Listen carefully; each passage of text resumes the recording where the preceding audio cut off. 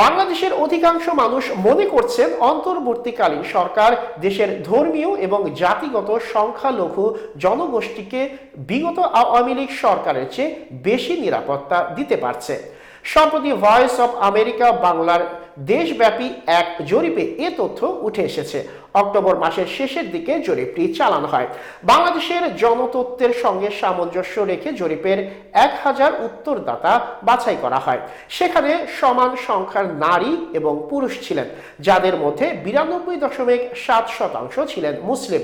জরিপের ফলাফলে দেখা গেছে 64.1% উত্তরদাতা মনে করেন আওয়ামী লীগ সরকারের আমলের তুলনায় অন্তর্বর্তীকালীন সরকার ধর্মীয় এবং জাতিগত সংখ্যালঘু জনগোষ্ঠীকে বেশি নিরাপত্তা দিচ্ছে।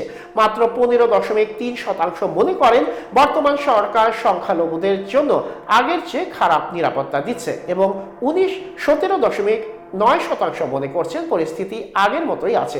তবে জরিপের ফলাফলে নিরাপত্তা নিয়ে ধারণায় মুসলিম এবং অমুসলিমদের কিছুটা পার্থক্য লক্ষ্য করা গেছে।